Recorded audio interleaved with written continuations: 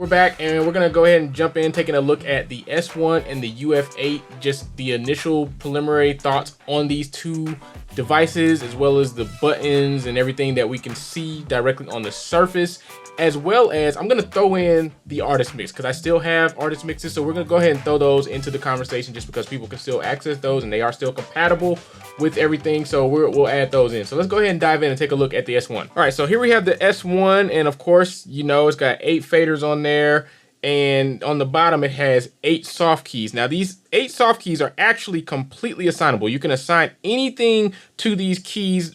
By default, they're labeled to these first 4 having your modifier keys, so your shift, control, option, and command keys right there. And then you have 4 user buttons. And then the cool thing here is you actually have 16, because if you hold down shift up here at the top, you can actually get some more commands. And you can't see it here, but on my screen, we can see what commands are there. So like right now, these first 4 are set to different layouts that I have, so I can recall different layouts on the surface, as well as some zoom parameters that I have preset. And then if I take shift off, then it goes back to whatever the default settings there. So you have 16 assignable soft keys right here on the surface. And one note about these soft keys is that UConn is very, very, very in depth. So that's one thing you're gonna see throughout this series, is that when you start looking at the options that you have available to you as far as the soft keys and what you can assign to them, UConn pretty much can assign any and everything within Pro Tools. If there's a shortcut for it,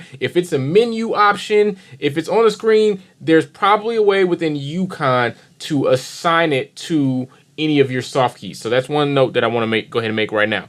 All right, so getting back over here, on top of the faders, you have your select and record buttons on each track, and I actually love the placement of these. You'll see on the artist mix, they're actually placed lower, which gets in the way because it's right there at Unity Game. And there's actually a feature that you can turn on within UConn to where if you hold down shift and you touch a fader, that it returns that fader to 0. Matter of fact, there you go, which is a great feature. However, it does get a bit annoying to have the select button in the middle there, because you might be trying to select the track, but you accidentally hit that button there. So that's just kind of one thing there to mention.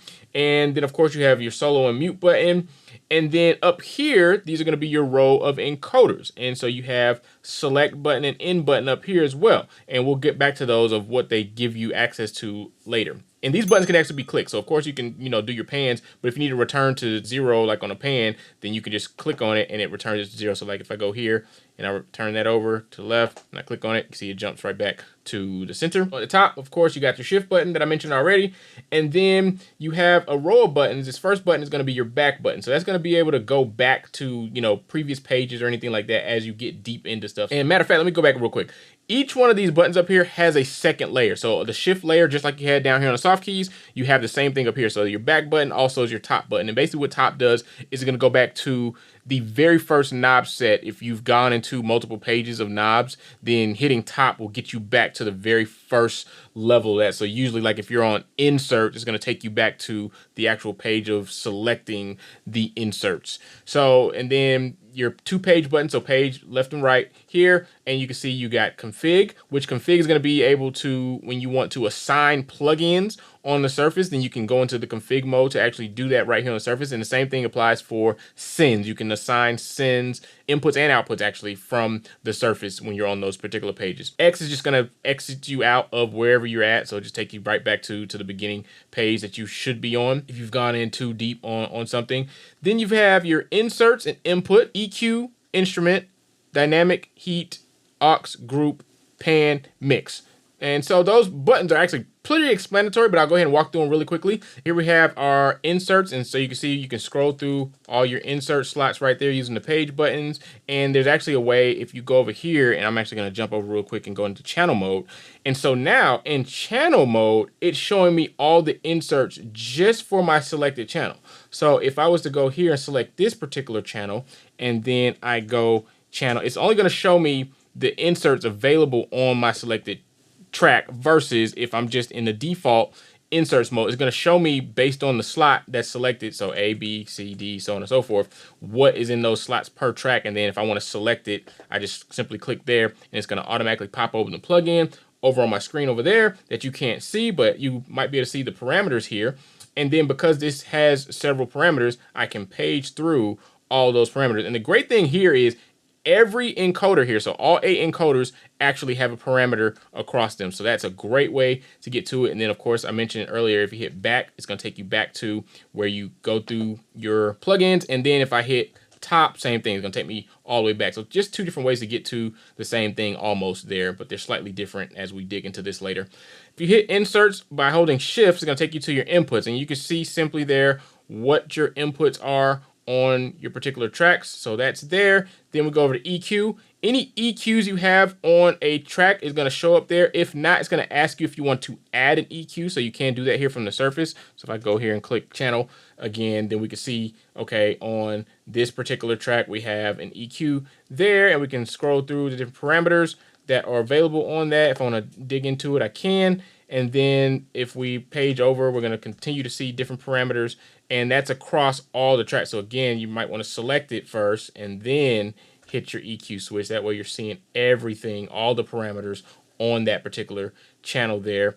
And then instrument, if we go on the instrument, if you had an instrument on the track, then it would show you parameters for that particular instrument. So that's only when you're dealing with instruments, you can see the instruments there. Then you get into dynamics. So again, it's going to take you to any compressor or gate, anything like that. Those parameters will pop up there. The very first one that pops up, and you can scroll through them. So like again, go to EQ, and I can literally scroll through the different EQs, go to different dynamics.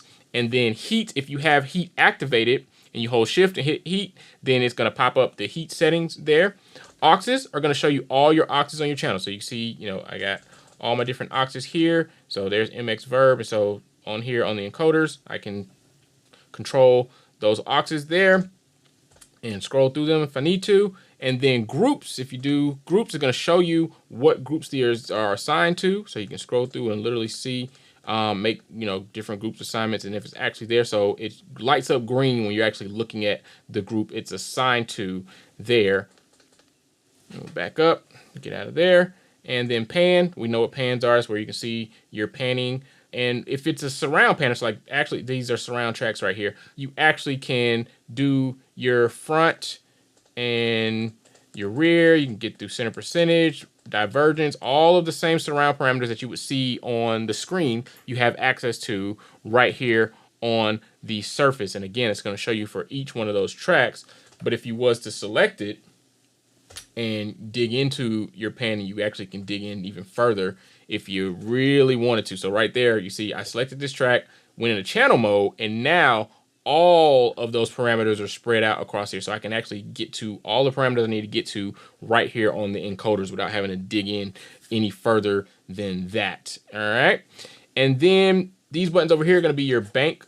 So bank left, bank right. So it's banking the entire surface by 8. And then you have nudge, which is going to just nudge over by 1. And then it, depending on how many of these you have, is going to determine how it banks and nudges. Because you can act, if you have as many as you have, it's going to bank by that many. So if you have 2 S1s and you have 16 faders, it's going to bank over by 16. And there's actually a preference in Yukon that we can look at to show you how that works.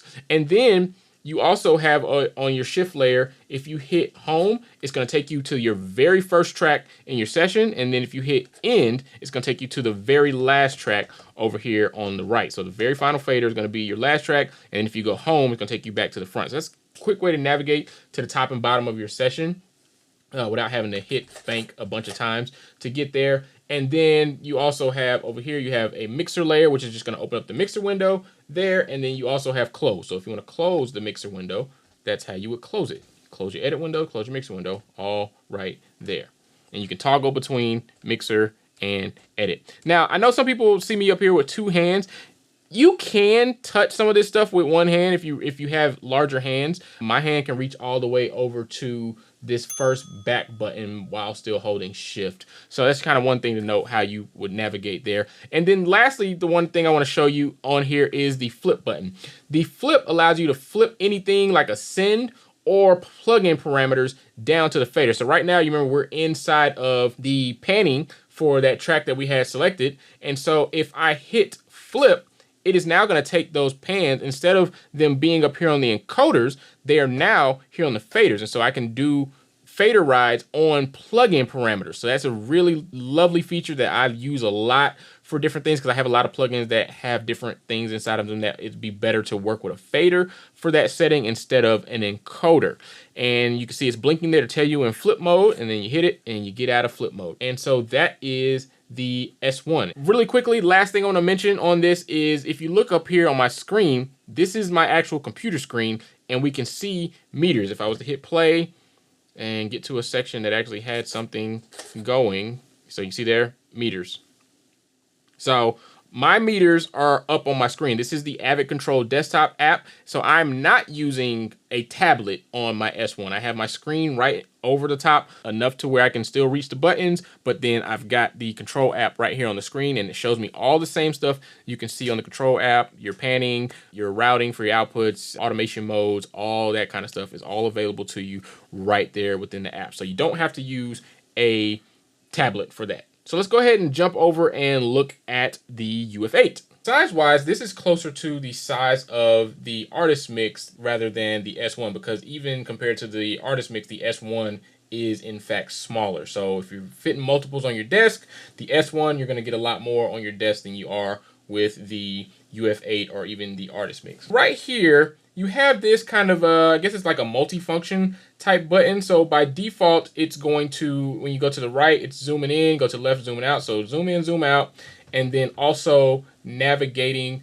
zooming in your tracks up and down. So the width of your tracks, you can't really see my screen here, but that's what's happening. Matter of fact, if I close up this, maybe you can see it on the screen back there a little bit, how the tracks are getting a little bit smaller. And then if I'm zooming in versus zooming out, you have that there. And then if you hit this button, it now goes into track selection. So now I'm scrolling through my different tracks, and if I go to the right, it's actually scrolling through the track. So what that's kind of cool and useful for is, because I have my timeline and track selection linked together, if this cursor is on the track and I start going to the right, now I'm going through my clip. So this is the same thing as if I was doing tab, and then going backwards would be option tab to go through your different clips. And then I wonder if I hold control on my keyboard and click, if it's gonna select. So yeah. So just like when you do control tab and it selects clips, it's doing the same thing here on the screen. So if I do that and then I am holding control, now I'm tabbing through my different clips. So that's kind of useful there, but you have to hold control here on the keyboard. I'm not sure if I have anything up here set up to give me different modes for my, I don't have anything for modifier keys up there as of now, so there's no way for me to do it only on the surface. I have to hold the control key on my keyboard. Next thing, we'll just stay right here where we are. Banking, we all know what banking does, bank left, bank right. And then this section actually can do a couple different things. So right now it's in banking, but then this guy, this is scrolling track by track right here. So nav, if I do nav, it is navigating through my session. There, you know what? I think I know what nudge does. Okay, nudge is in my session. You can't see my screen, but I can see the cursor moving across my screen. So that's nudging within my session. And I'm guessing if I had, let me see if I just select something here, if it's actually going to nudge it. Let's see, zoom in some so I can actually see it happening. And if I nudge, yeah, so that's actually nudging something over. So that's actually kind of cool that you can use that to edit, because if you're scrolling up and, you know, selecting something, then you have it, you can actually nudge through it.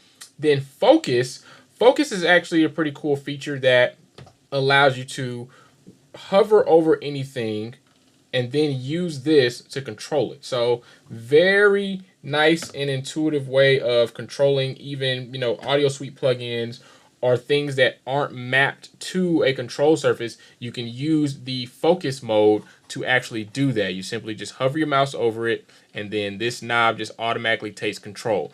And the dock does have a similar feature. However, the dock is reliant upon the option being enabled within Yukon by the plugin developer. So as of now, there's only a lot of the Avid stuff will do it, but I haven't seen too many third-party plugins that will allow you to do that with their focus knob. But this right here with SSL literally seeming to give me control over any and every parameter that I hover over. So I actually quite like that feature. That's actually pretty nice to have the ability to hover over anything in the session and then use this kind of generic knob to control it. So that, again, that's your focus mode there with this, and then you turn it off and it goes back to your regular channel mode.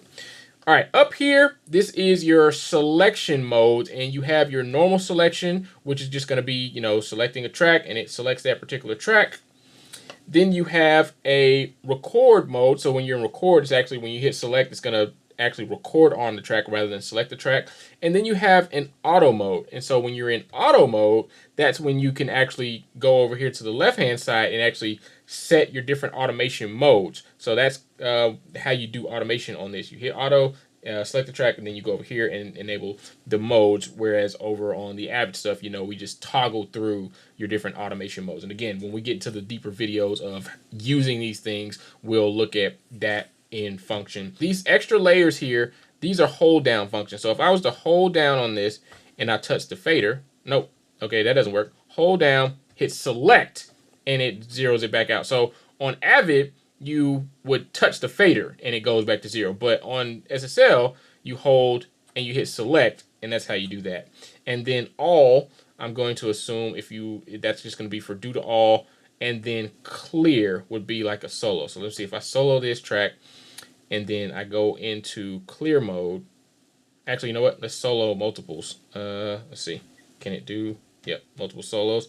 And then if I hold this down, okay, that clears all solos. So that would be the same thing if you want to clear all mutes or anything like that. You could do that there. And the same thing would be the same for like all. If you want to do something to all, you could do that by holding down on this record button to get there. Panning is going to change, is just simply just, you know, putting this into your different pan modes here. So like right now I'm looking at right pan on these, and then the default pan, so left and right. And then if you have stereo tracks, then you can just see the right side. And then fine is going to take this if you hold it, and now your pan movements are going to be finer. So anything you do with these encoders is going to be a finer adjustment when you hold down the fine. Now right up here we have a Softkeys section, and so right now we're in what they call VPOT mode. And the thing about SSL is there's a lot of things that are particular to wherever you are in the moment on the surface. So like for instance, if I go up here to my layer and I'm on VPOT, and right now it's doing nothing but showing me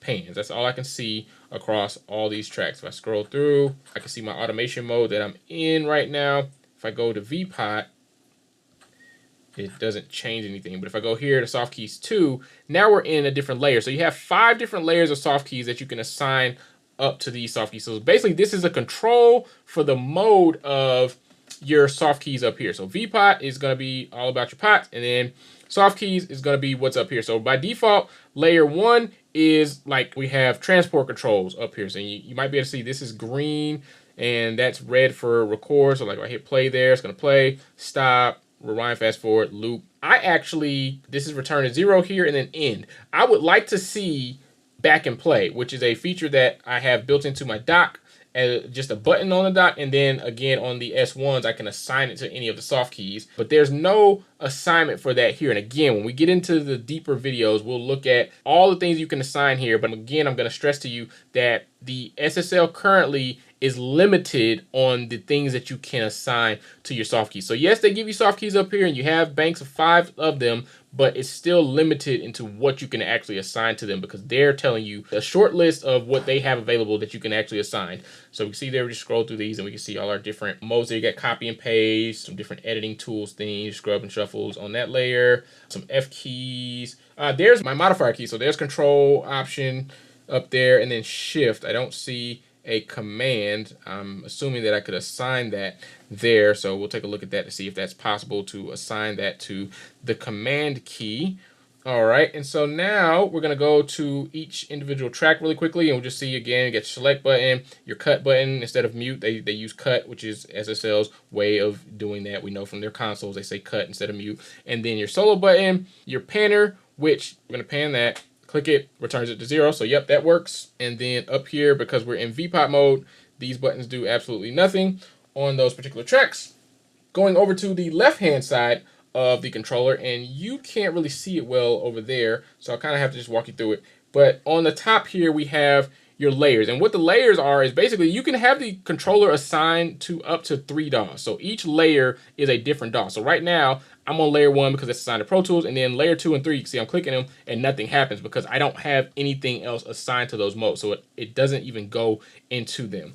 Then these quick soft keys are another way you can assign things. So right now, number 1 is assigned to the edit window and mix window switching. Number 2 is toggling through my transport control. So if I move my transport down so you can see it on the screen, if I hit 2, you can see transport is going away. When I hit 2, and then 3 is bringing up my session setup. So you hit 3, session setup.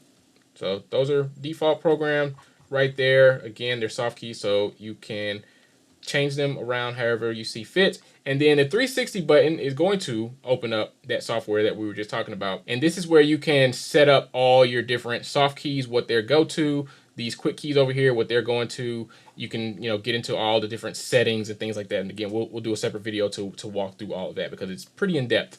Now, after the 360 button, you go down to the send plugin area. Now, with this area, you have access to, within Pro Tools at least, only 5 of the 10 sends or 10 plugins. So that's a Huey limitation that you don't have access to all 10. You only have access to 5. And so like if I select this particular track right here, and then I go over here and I hit plugin, now we're in the plugin mode. You can see the colors have changed to blue. And if I select slot 1, now I can see whatever is on slot 1 is now going to show up for me. And same thing, if I click on slot 2, it'll show me anything in slot 2, but I don't have anything in slot 2, so I can only go to slot 1. So right there, I'm gonna go select this track and go slot 1, and now it's pulled up my EQ that I have on this particular channel. And again, Huey limitation, I can only see 4 parameters here on the UF8, and over here there's a page. So there's a total of 15 pages on this plugin.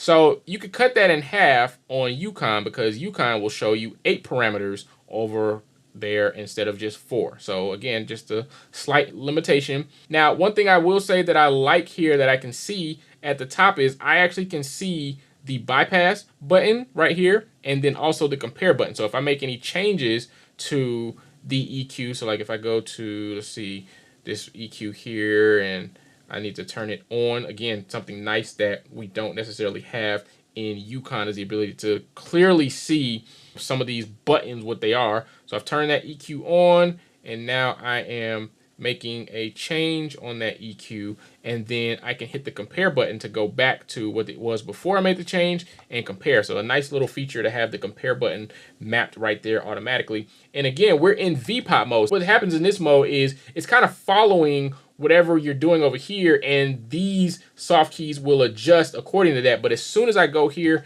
and I click on any of the soft key layers, it automatically changes to what those are. So like right here, I put the save button on this one so I could go there and save, and it's a double click to save in Pro Tools just like it is on any other surface. Go back to VPOT mode, and then we can see the stuff for the plugins. So that's there, and you go through all your slots and you do that there. Same thing if I was to go to channel.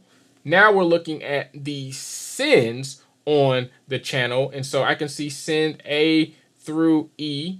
So that's, again, yeah, only 5, not 10, only 5. And there's no way for me to scroll through them. If I select this particular track here, we should see, okay, yeah, so we see the different sends that are happening. I can scroll here and get to those things. Go back to out of that mode.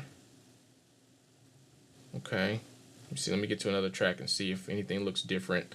Let's go up here to some of the dialogue, because I know I got a lot of sends on dialogue. Okay, so go send on there, and yep, so there it's sending to that reverb. I hit the button, it's going to automatically go to 0, and scroll down. Now there is a flip button down here. If I hit flip, it doesn't flip the parameter down. So unlike the S1, or the artist mix, the flip doesn't actually flip the faders for whatever is up here. You can only use the flip in certain instances. Let me jump over to plugin really quickly and see if it allow me to flip in plugin. So nope, it doesn't allow me to flip there either. So I'm actually not really sure when the flip works. So plugin pages, you can actually page right here with these page buttons. So instead of having to scroll here, you can actually use the page buttons to page through. So that's nice. But I still want to get out of this. All right, so let me come out of normal. Okay, I'm in normal mode. Go to channel, select, flip. Doesn't flip anything. You can change pre and post up here. So when you select on a send, and you have to touch them to get to them for whatever reason. You actually have to touch them. Now the top of this isn't touch sensitive. It's the side of it is where it's touch sensitive. And then you can deal with those things there. Again, go back to plugin, pull that up. Man, I really hate that there's no ability to flip, because a lot of these plugins, I would want to flip the function down to the fader. So again, that's just kind of something we're dealing with here. And again, if it's me in my next video, when I come back and go in depth, then we'll actually look at that. And lastly, again, we saw the automation buttons already. So that is the UF8. So let's go ahead and, for good measure, let's break out the artist mix and take a look at that. All right, so here's an artist mix. I'm not even gonna worry about plugging it in because we just wanna look at the buttons really. So down here, this button is a shift button, so it allows you to get into some of these extra layers. So if we go to the channel, we can see the select and the record, and then when you hold down shift, this can be an assignment, so you can actually go into assignment mode, or you can actually do automation here. And you can also, in the Yukon preferences, you can actually set this to be input monitor. So if you want to do input monitoring in Pro Tools, you can actually set that there. And then of course you got your fader, and then your workstation application button is going to be here. So if you want to scroll through your different workstations, if you have them plugged in, or different applications, you would do that there. Then you have a banking, so your banking of the surface, as well as your nudge keys. And then here you have a shift end. So same thing we saw in S1, where you go to the end of the session and then hit home to go to the very first track in the session. And then you've got your mixer modes here and close. So it's going to be your window. So it's the mixer window, edit window. And then if you want to close those particular windows, you have a on button. So instead of a mute button, you have a on button. So that was one of the things back then that was a grievance, was that instead of saying mute or cut, it was on, and that would light up green when it's on, and then you turn it off and it's not lit up at all. Then you have a solo button. Then you have your on and select button for your sends or your pans and plugins as well. And another thing I didn't mention with the S1, but this is how you would actually select a insert. So if you wanted to select the insert, you actually hit the selection there, and the on button is going to be if it's actually active or not. So that's kind of the bypass there. Same thing is for sends. And then over here on the left hand side, you have some buttons. You have a pan, aux, EQ, insert, channel. So again, very similar to what we saw on the S1. And then the shift layer, you can go into mix, group, dynamic, inputs, and flip. So you can flip anything there. And then you have page buttons. So these page buttons are for the plugins. So when you're looking at plugins, you can page through the different parameters, as well as get into the configuration mode to do plugin assignments. And then your top back button is going to be here, which you can't see. Actually, it's off screen, but it's at the very top of the unit. So right there is the top back button, and then here's those page buttons I was just talking about that you couldn't have seen off the screen. And then your flip button, input, EQ, aux, and panning is all right there. So that is the artist mix. But I think we're going to spend most of our time looking at the S1 just because that's the current surface, and it doesn't make sense for us to go backwards, even though this can do a lot of the same things. Oh, one last thing. Up here, you actually, if you hold shift, these are your transport controls right here. So return to zero, previous, next, rewind, fast forward, stop, play, and record. So as long as you're holding shift, you can hit those. And there's actually a way in Yukon to make this button latch. So instead of you having to hold it all the time, you can actually latch the shift button. And that's going to be a global parameter, which is going to work across the artist mix, the dock, the S1, and any combination of the units that you have. All right, guys, hope that was helpful. We got to look at all the different buttons and knobs and everything on each one of these surfaces and see how they compare just on the preliminary looks. And the only thing I didn't mention was that on the back of the dock, we saw the foot switch, and you have the same thing on the S1. There's a foot switch input back there, and then on the UF8, you also have a foot switch input back there. Actually, you have 2 foot switches on the UF8, so that's going to give you a little bit more things that you can access with a foot switch, and that's going to be simply just using a sustain pedal or some type of latching pedal kind of deal that does that. And then you have 2 more USBs on the UF8, and what that is for is because you can actually daisy chain UF8s. I want to say it's up to 4 UF8s you can daisy chain together off of your very first unit, and that's going to be great because obviously with these being USB, then you're going to be eating up a lot of USB ports. So if you have multiples of them, you can simply daisy chain them together through the USB through port. So until the next video, peace.